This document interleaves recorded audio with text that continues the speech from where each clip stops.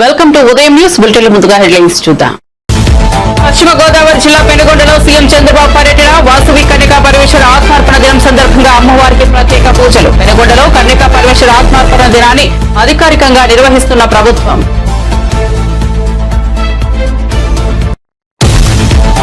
ఉస్మానియా ఆసుపత్రికి సీఎం రేవంత్ రెడ్డి భూమి పూజ. గోషామహల్ స్టేడియంలో ఆధునిక హంగులతో కొత్త ఆసుపత్రి నిర్మాణం. భూమి పూజలో పాల్గొన్న డిప్యూటీ సీఎం బట్టి, మంత్రులు కోమటిరెడ్డి, పొన్నం, దామోదర రాజనరసింహ.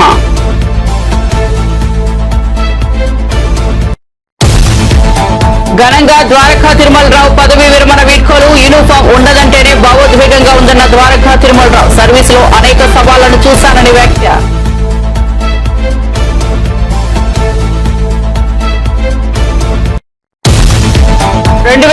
లో తిరిగి బీఆర్ఎస్ అధికారంలోకి వస్తుందని కేటీఆర్ భరోసా. దేశంలోని మన మున్సిపాలిటీల అభివృద్ధి ముందుందన్న కేటీఆర్. బీఆర్ఎస్ పాలనలో 6 లక్షల రేషన్ కార్డులు పంపిణీ చేశామని వెల్లడి.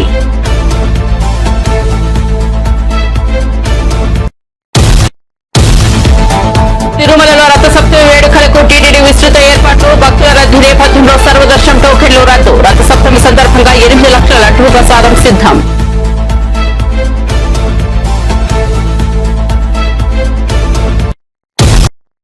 ఇక వార్త వివరాల్లోకి వెళ్తే సీఎం చంద్రబాబు నాయుడు పశ్చిమ గోదావరి జిల్లా పెనుగొండలో పర్యటిస్తున్నారు. వాసవి కన్యకా పరమేశ్వర ఆత్మార్పణ దినం సందర్భంగా ఇక్కడి ఆలయంలో అమ్మవారికి రాష్ట్ర ప్రభుత్వం తరపున పట్టు వస్త్రాలు సమర్పించారు. అనంతరం ప్రత్యేక పూజలు నిర్వహించారు. అంతకుముందు స్థానిక మార్కెట్ యార్డ్ లో ఏర్పాటు చేసిన హెలిప్యాడ్ వద్ద ముఖ్యమంత్రికి మంత్రి నిమ్మల రామానాయుడు, ఎమ్మెల్యేలు, ముఖ్య నేతలు ఘన స్వాగతం పలికారు. అనంతరం పట్టణంలోని వాసవి కన్యకా పరమేశ్వర ఆలయానికి చేరుకున్న సీఎంకు ఆలయ ప్రధాన అర్చకులు, అధికారులు, సిబ్బంది పూర్ణకుంభంతో స్వాగతం పలికారు. అనంతరం చంద్రబాబు అమ్మవారికి పట్టు వస్త్రాలు సమర్పించి ప్రత్యేక పూజలు నిర్వహించారు.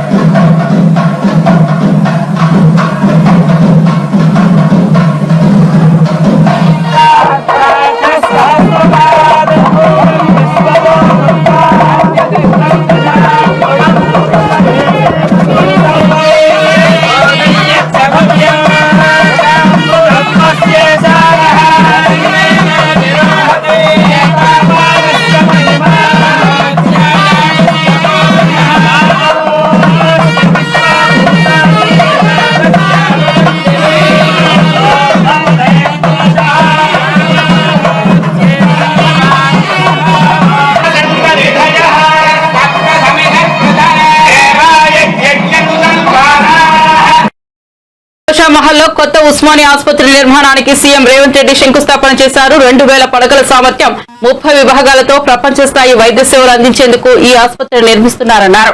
భూమి పూజలో డిప్యూటీ సీఎం బట్టి విక్రమార్క, మంత్రులు కోమటిరెడ్డి వెంకటరెడ్డి, దామోదర రాజనరసింహ తదితరులు పాల్గొన్నారు. అయితే గోషామహల్ పరిరక్షణ సమితి ఆసుపత్రి నిర్మాణానికి వ్యతిరేకత వ్యక్తం చేస్తోంది. ప్రభుత్వం పునరాలోచన చేయాలని డిమాండ్ చేస్తూ బంద్కు పిలుపునిచ్చింది. ఈ నేపథ్యంలో పోలీసులు పలువురు ఆందోళనకారులను అదుపులోకి తీసుకున్నారు.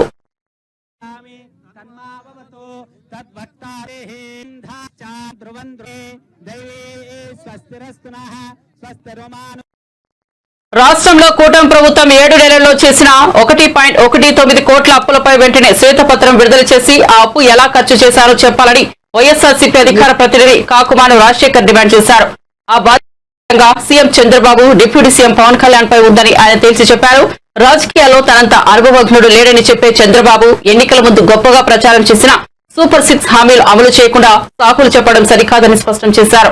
కరోనా సంక్షోభంలో ఎలాగైతే వైఎస్ జగన్ సంక్షేమ పథకాలను కొనసాగించారో అదే స్ఫూర్తితో సీఎం చంద్రబాబు పనిచేయాలని సూచించారు. పథకాలు అమలు చేయబోమని చంద్రబాబు చెబుతున్నా పవన్ కళ్యాణ్ తేలుకుట్టిన దొంగల సైలెంట్ గా ఉండడానికి కారణం ఏంటని పార్టీ కేంద్ర కార్యాలయంలో మీడియాతో మాట్లాడిన కాకుమాని రాజశేఖర్ ప్రశ్నించారు.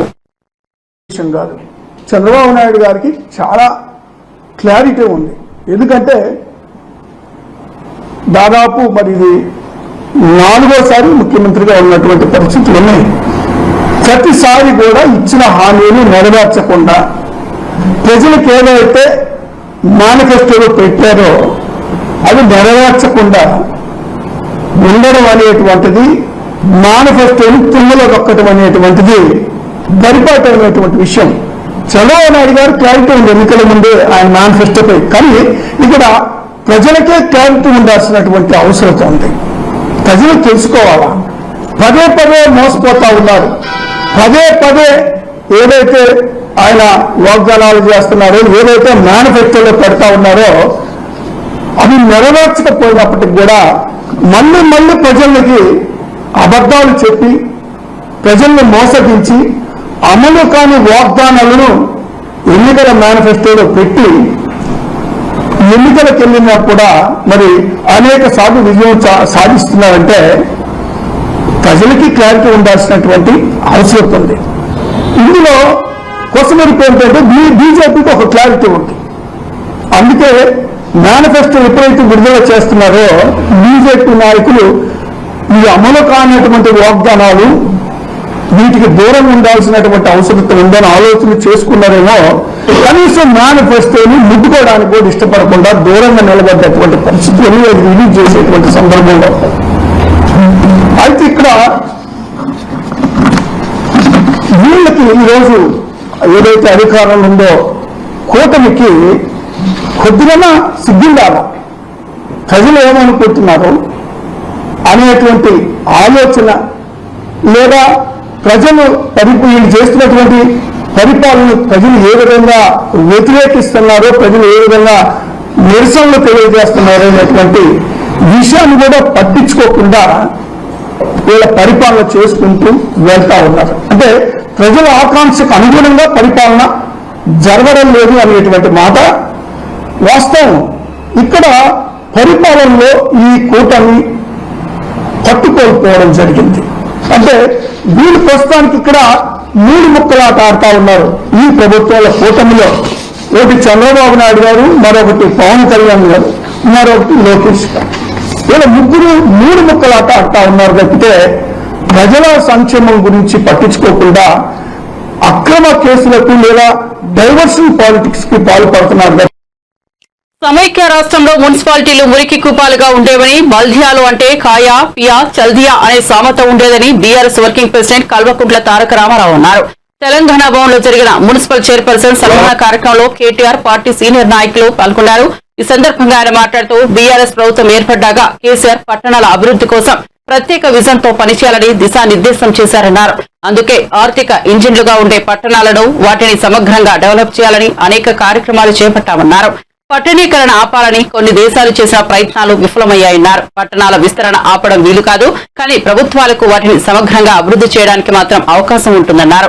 అందుకే ఆ దిశగా 10 ఏళ్లు పనిచేస్తామన్నారు. చేసిన పనిని అభివృద్ధి నివేదికల రూపంలో ప్రజల ముందుంచామన్నారు. పిల్లల రూపంగా పైసలు పడుతున్నాయి కళ్యాణంలో. ఇవాళ ఉన్న ప్రభుత్వానికి తెలిసి వస్తున్నది. 420 హామీలు ఇచ్చారు. 1 కాదు 2 కాదు. ఇది ఇస్తాం, వాదిస్తాం. కేసీఆర్ గారు 498 పథకాలు పెట్టిండు కాబట్టి, పుట్టుక నుంచి సాగు దాకా అన్ని చూసుకున్నాడు కాబట్టి, మేము అంతకంటే ఎక్కువ చేయాలన్న తాపత్రయంలో 420 హామీలు ఇచ్చారు. ఇస్తే ఏమైంది? ఇప్పుడు అధికారం వచ్చింది కానీ నడపస్తలేదు. ఇక అది చూస్తాను, ఇటు చూస్తాను, ఒకటే పని చేస్తాను. ఎవరైనా కౌంటర్ వాళ్ళు దేశం సంపూర్ణ నమ్ముతున్నారు. టకీ పడతాయి అన్నాడు. పడుతున్నాయి టకీ ఎడ పడుతున్నాయి? ఢిల్లీలో పడుతున్నాయి పైసలు. ఇలా పడతలేవు, రైతుల ఖాతాల్లో పడతలేవు, ఆడబిడ్డలకు పైసలు వస్తలేవు. ఏమన్నా రేవంత్ రెడ్డి ఆదుకుందా? ఎక్కడన్నా నాకు అర్థం కాదు. లగ్న పత్రిక పెట్టుకుంటే పైసలు పడాలి, పిల్లల రూపంగా పైసలు పడుతున్నాయి. కళ్యాణ లక్ష్మి నేను వచ్చినాక రేపు లగ్న పత్రిక పెట్టుకోండి, వెంటనే పైసలు తులం బంగారం 1,00,000 రూపాయలు ఇస్తా అని చెప్పిండు. మరి ఇప్పుడు బంగారం దొరుకుతలేదా? లేకపోతే బంగారం షాపులలో ముఖ్యమంత్రికి పతారా లేదా? ఒక్కళ్ళకైనా వచ్చినాయా బంగారం, తులం బంగారం? ఎవరు రాలే. ఇక్కడ 1 కాదు 2 కాదు, 420 హామీలు, 420 హామీ ఇచ్చి నిన్నటితో కరెక్ట్ గా 420 రోజులు గడిచింది. అందుకే మనోళ్ళందరూ ఎక్కడ మహాత్మా గాంధీకి పోయి దండం పెట్టి చెప్పారు, అయ్యా గాంధీ గారు, మరి నీవు మరణించిన రోజు నీ వర్ధంతి అయినప్పటికీ మీకు విజ్ఞప్తి చేస్తున్నాం. ఆ డూప్లికేట్ గాంధీ ఎవరైతున్నాడో రాహుల్ గాంధీ, ఆయన మనసులో కళలకు పోయి ఆయనకు చెప్పు, రాహుల్ గాంధీ గారు వచ్చి రేవంత్ రెడ్డికి ఆదేశం ఇచ్చినట్టు ఆయన కొంచెం బుద్ధి చెప్పు అని చెప్పి నిన్న మనోళ్ళందరూ కూడా బ్రహ్మాండంగా కార్యక్రమం నిర్వహించారు. మీ అందరూ కూడా హృదయపూర్వకంగా. తెలంగాణ రాజకీయాల్లో మాటల యుద్ధం తారాస్థాయికి చేరింది. బీఆర్ఎస్ అధినేత కేసీఆర్ చేసిన వ్యాఖ్యలపై కాంగ్రెస్ నేత అద్దంకి దయాకర్ తీవ్రంగా స్పందించారు. పార్టీని కార్యకర్తలను కాపాడుకునేందుకు కేసీఆర్ వివిధ ప్రయత్నాలు చేస్తున్నారని విమర్శించారు. తెలంగాణ ప్రజలకు ఆయన నిజస్వరూపం అర్థమైందని, ఇక వారికి భరోసా ఇచ్చే పరిస్థితి లేదని దయాకర్ ఎద్దేవా చేశారు. కేసీఆర్ ఏం చేస్తారో మేము వెయిటింగ్ అంటూ సూటిగా వ్యాఖ్యలు చేశారు. ఇంకా నయానో భయానో వాళ్ళనో వీళ్ళనో బతిలాడుకొని ఈ పార్టీని మీ యొక్క శ్రేణుల్ని కాపాడుకునే ప్రయత్నం చేస్తున్నారు. ఎన్ని కేసులు మీ మీద ఉన్నాయో, ఎన్ని కేసులు మీ కుటుంబం మీద ఉన్నాయో, బీజేపీ మీకు ఎట్లా సహకరిస్తుందో, బీజేపీ ఆటలు కీలుబొమ్మగా మీరు ఎట్లా మారిందో అంతా తెలుసు.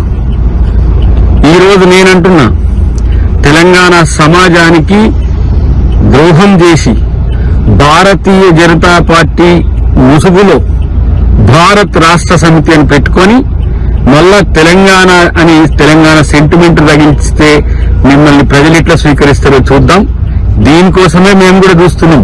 ఎందుకంటే ఏ ఏనుగులు తిన్నా రాబందు ఏ విధంగా మాటలు మాట్లాడుతుందో, ప్రజల్ని ఎట్లా కన్విన్స్ చేస్తుందో చూద్దామని.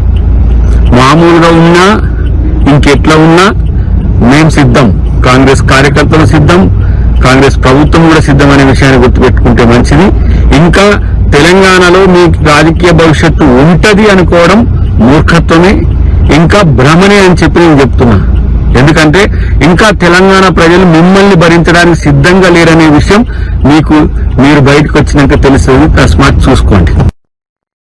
రానున్న 2.5 ఏళ్లలో ఉస్మానియా ఆసుపత్రి నిర్మాణం పూర్తి చేస్తామని మంత్రి దామోదర రాజనరసింహ అన్నారు. హైదరాబాద్ గోషామహల్ పోలీస్ గౌడ్ లో ఉస్మానియా ఆసుపత్రి భవనానికి సీఎం రేవంత్ రెడ్డి శంకుస్థాపన చేశారు. ఈ కార్యక్రమంలో పాల్గొన్న ఆయన మీడియాతో మాట్లాడారు. కొత్త ఉస్మానియా ఆసుపత్రిలో మొత్తం 40 డిపార్ట్మెంట్ల సేవలు పేషెంట్లకు అందుబాటులో ఉంటారు.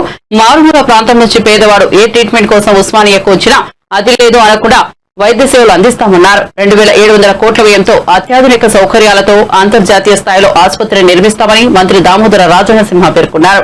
అన్ని కలిసి రావడంతో రాబోయే కాలంలో కల సాకారం కాబోతున్నారు. ఎవరు ఉస్మానియాకు వచ్చినా అన్ని సేవలు అందించేందుకు ప్రభుత్వం కట్టుబడి ఉందని రాజనరసింహ తెలిపారు. We got so many brands in medical services, but one of the top brands is Usmania Medical College. And the doctors we are given to the society, to the Indian society, and to the world.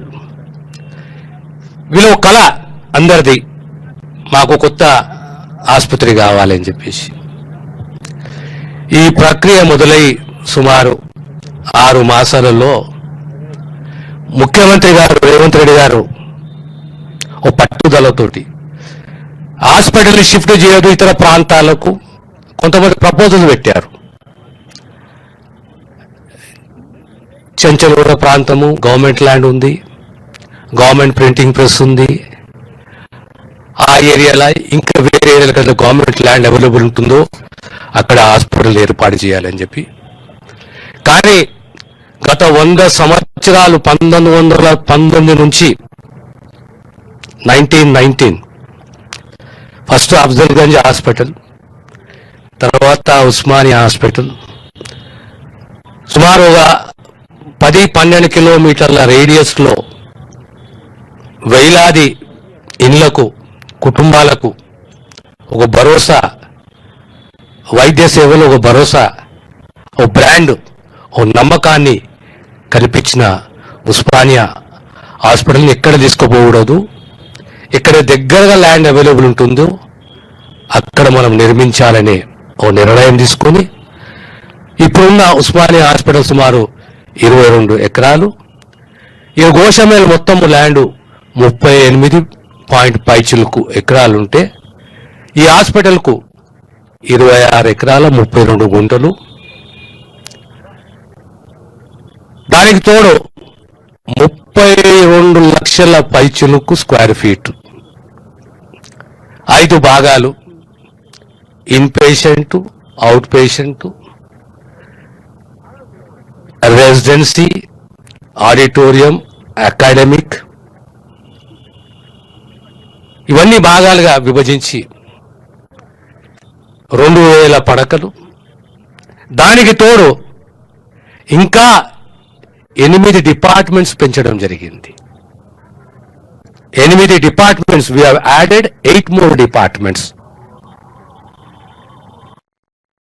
Andhra Pradesh DGP Dwaraka Tirumala Rao పదవీ విరమణ వీడ్కోలు parade ను ఘనంగా నిర్వహించారు. మంగళగిరిలోని 6వ battalion మైదానంలో జరిగిన పరేడ్ కు రాష్ట్రంలోని ఐపీఎస్ అధికారులందరూ హాజరయ్యారు. ఈ సందర్భంగా ద్వారకా తిరుమలరావు పోలీసుల గౌరవ వందనం స్వీకరించారు. ఈ కార్యక్రమంలో ద్వారకా తిరుమలరావు ప్రశంసిస్తూ భావోద్వేగానికి గురయ్యారు. తన జీవితంలో ఇవి ఉద్విగ్నభరిత క్షణాలు అని అన్నారు. ఇకపై యూనిఫామ్ ఉండదంటేనే భావోద్వేగంగా ఉందని చెప్పారు. సర్వీస్ లో చేరినప్పటి నుంచి అనేక సవాళ్లను చూశానని తెలిపారు. సాంప్రదాయ పోలీసింగ్ నుంచి సాంకేతిక పోలీసింగ్ వైపు మారామని చెప్పారు. విపత్తుల సమయంలో పోలీసులు సాహసోపేతంగా పనిచేశారని ప్రశంసించారు. ప్రభుత్వ సహకారం వల్లే పోలీసు వ్యవస్థను బలోపేతం చేస్తానని చెప్పారు. గంజాయి, చిన్నారులపై నేరాలు, సైబర్ క్రైమ్ విషయంలో చర్యలు చేపట్టామని వెల్లడించారు.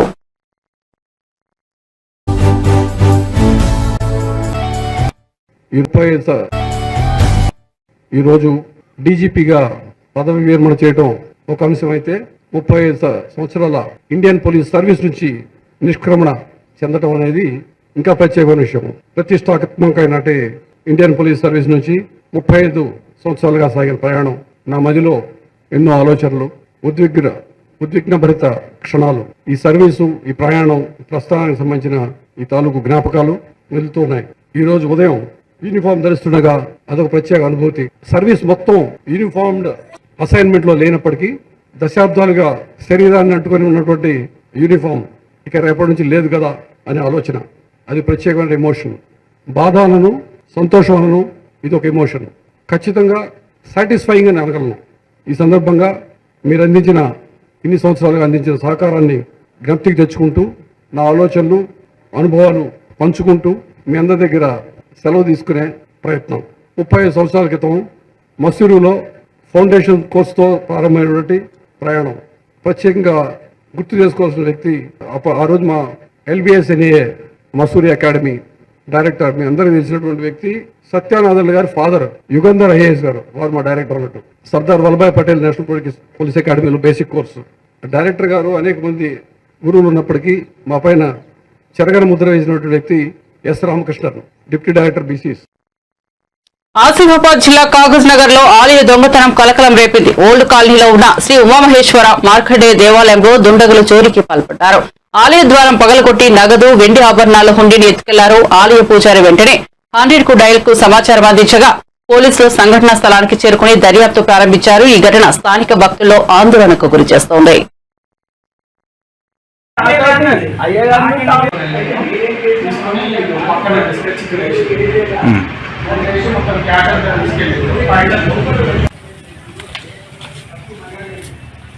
హుండీ తీసుకొచ్చి ఇక్కడ వేసిండు, గుళ్ళ నుండి హుండీ తీసుకొచ్చి ఇక్కడ వేసిండు. దీంట్లో ఉన్న క్యాష్ మొత్తం తీసుకెళ్ళిండు.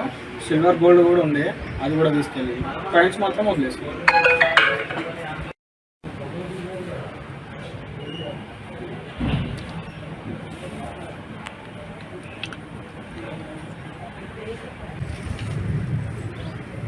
ఆలయంలో పూజారిగా చేస్తున్నాను. రాత్రి 7:30 గంటలకి బంద్ చేస్తాం గుడి రోజును. 5:30 నుంచి 7:30 దాకా ఉంటుంది. 7:30కి బంద్ చేసి అన్ని తాళాలు ఒకసారి క్లియర్గా చూసుకొని వెళ్ళిపోయాను. మళ్ళీ పొద్దున్న 6:30 గంటలకి నేను గుడి ఓపెన్ చేశాను. 6:30 గుడి ఓపెన్ చేసే వరకు ఇటు సైడ్ లాక్ పలగొట్టి ఉంది, బయట పెట్టిండ్రు అది. సో హుండీ ఏమో బ్యాక్ సైడ్ పెట్టేసింది. దాదాపు ఒక 20,000 దాకా అమౌంట్ అందులో పోయింది. సిల్వర్ గోల్డ్ కూడా పోయినాయి అందులో. అయితే అది ఏం చేసిందంటే ఆ పలగొట్టిన హుండీ గుడి వెనుక సైడ్కి పెట్టి వెళ్ళిపోయిండ్రు. కాయిన్స్ అట్లాగే వదిలేశారు. పొద్దున 7:30కి 100కి డయల్ చేశాము. అది పొద్దున్న 7:30కి 100కి డయల్ చేస్తే వాళ్ళు ఇన్ఫార్మ్ చేసి వచ్చారు. వాళ్ళు ఇంత ముందే వచ్చి వాళ్ళు రాష్ట్రంలోని సాగునీటి విషయాల్లో రాజకీయం మాని అసలు నిజాలు చెప్పాలని MFC కల్వకుంట్ల కవిత ముఖ్యమంత్రి రేవంత్ రెడ్డిని డిమాండ్ చేశారు. తెలంగాణ జాగృతి ఆధ్వర్యంలో నీళ్లు నిజాలపై శుక్రవారం హైదరాబాద్ లో నిర్వహించిన రౌండ్ టేబుల్ సమావేశంలో మాట్లాడారు. కాంగ్రెస్ పార్టీ బురద రాజకీయానికి మేడిగడ్డ బ్యారేజీ పేరు నగదూరుగా గోదావరి వరదను కూడా తట్టుకుని నిలబడిందని అన్నారు. నాటి ముఖ్యమంత్రి కేసీఆర్ పూర్తి చేసిన ప్రధాన ప్రాజెక్టుల్లో మిగిలి ఉన్న చిన్న చిన్న పనులను ప్రభుత్వం వెంటనే పూర్తి చేసి రాష్ట్ర ప్రయోజనాలను కాపాడాలని డిమాండ్ చేశారు.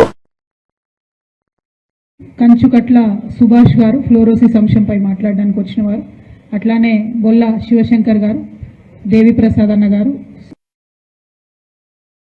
రాష్ట్రం సాధిస్తేనే వీటన్నిటికీ పరిష్కారం అన్నటువంటి ఒక సంకల్పంతో మనం పనిచేసి రాష్ట్రాన్ని సాధించుకున్నాం.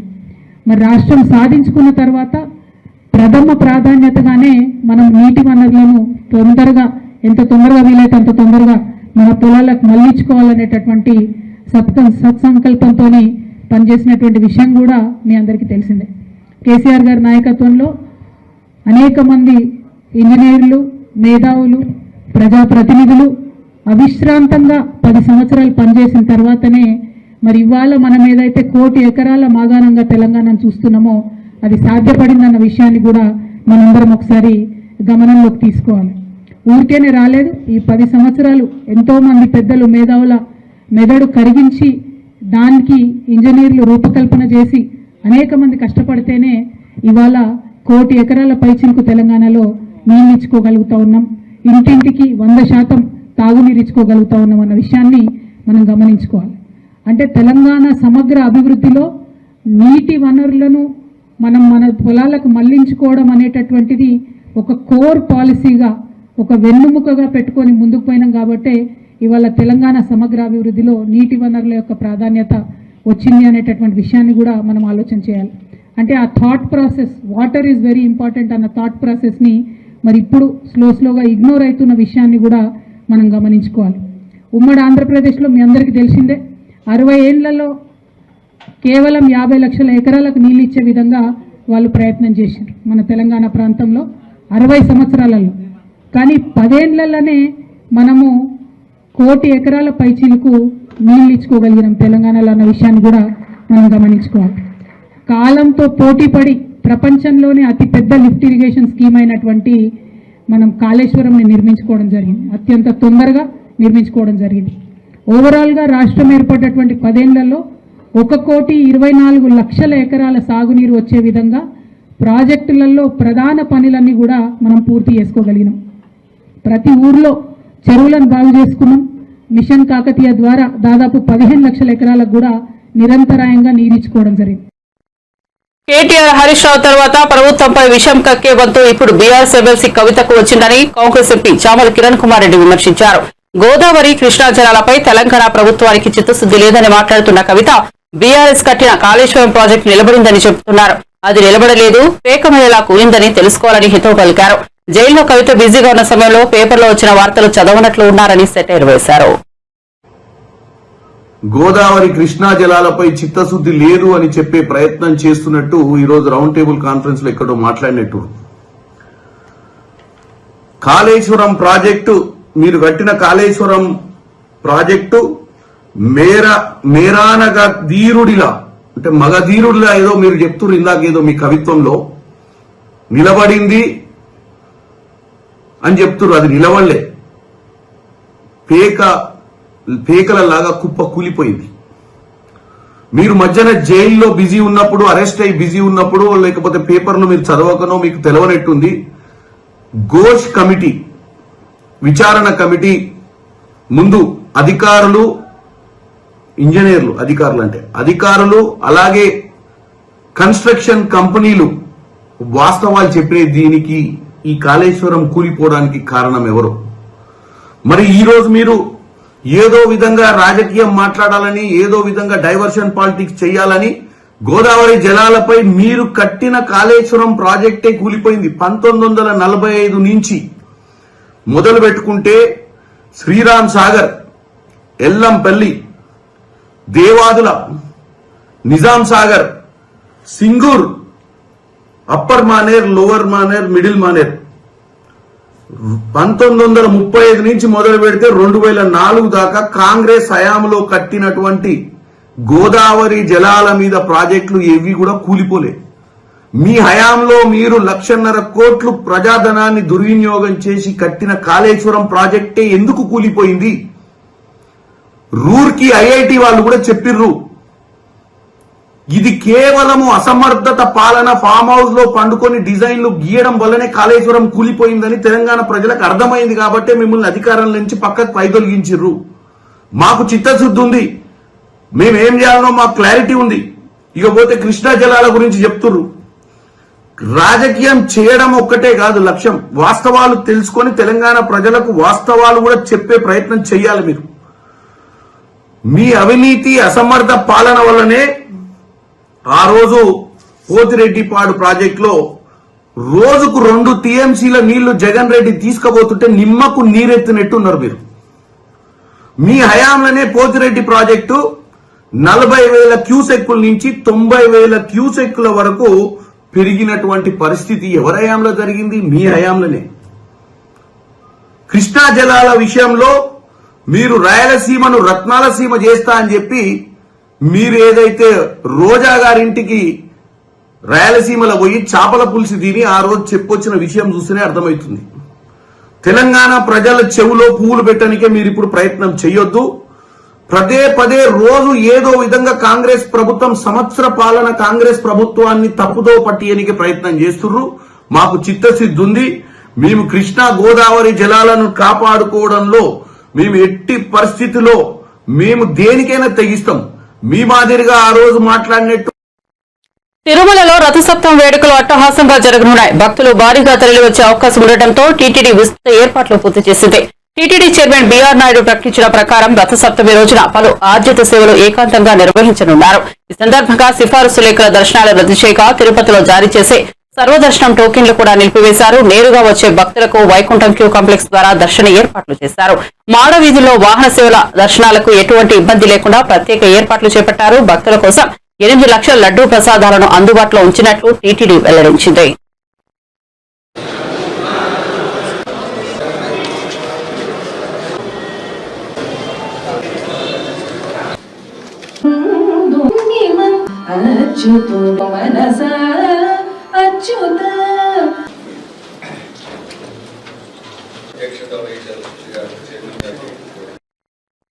లైలా కుటుంబంతో చూడగలిగే మంచి కామెడీ సినిమా అని నటుడు విశ్వక్సేన్ అన్నారు. శుక్రవారం వీఐపీ ప్రారంభ విరామ దర్శన సమయంలో ఆయన తిరుమల శ్రీవారిని దర్శించుకున్నారు.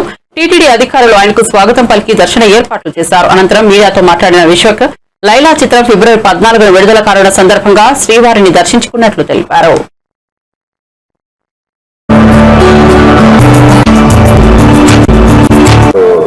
ప్రతి సినిమాకి అలవాటుకుంటారు. నైట్ అల్పరి ఎక్కువ వచ్చి మార్నింగ్ చాలా బ్రహ్మాండమైన దర్శనం.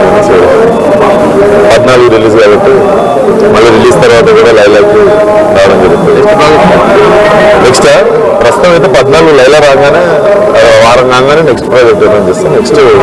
నెక్స్ట్ సీతారాం వారు పంక్తి అని ఉంది ప్రస్తుతం. లైలానా సార్ కుటుంబ సమేతంగా వచ్చి ఎంజాయ్ చేసే మంచి కామెడీ సినిమా. డెఫినెట్లీ అమ్మాయి వేసిన కెరీర్లో one of the special film. Definitely కుటుంబం అంతా వచ్చి ఎంజాయ్ చేసే మంచి కామెడీ ఎంటర్టైన్ జరుగుతుంది.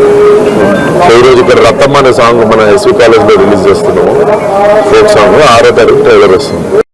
ముగించే ముందు హెడ్లైన్స్ మరోసారి చూద్దాం. పశ్చిమ గోదావరి జిల్లా పెనుగొండలో సీఎం చంద్రబాబు పర్యటన. వాసవి కన్యకా పరమేశ్వర ఆత్మార్పణ దినం సందర్భంగా అమ్మవారికి ప్రత్యేక పూజలు. పెనుగొండలో కన్యకా పరమేశ్వర ఆత్మార్పణ దినాన్ని అధికారికంగా నిర్వహిస్తున్న ప్రభుత్వం.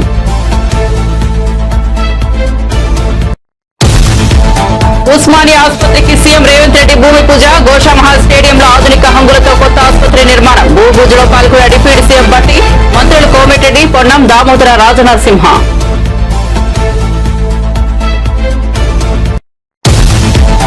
ఘనంగా ద్వారకా తిరుమలరావు పదవీ విరమణ వీడ్కోలు. యూనిఫామ్ ఉండదంటేనే భావోద్వేగంగా ఉందన్న ద్వారకా తిరుమలరావు. సర్వీసులో అనేక సవాళ్లను చూశానని వ్యాఖ్య.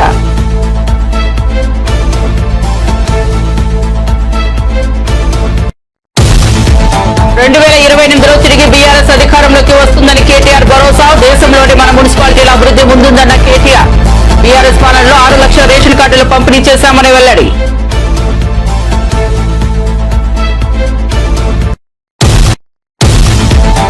తిరుమలలో రథసప్తమి వేడుకలకు టీటీడీ విస్తృత ఏర్పాట్లు. భక్తుల రద్దీ నేపథ్యంలో సర్వదర్శనం టోకెన్లు రద్దు. రథసప్తమి సందర్భంగా 8 లక్షల లడ్డూ ప్రసాదం సిద్ధం.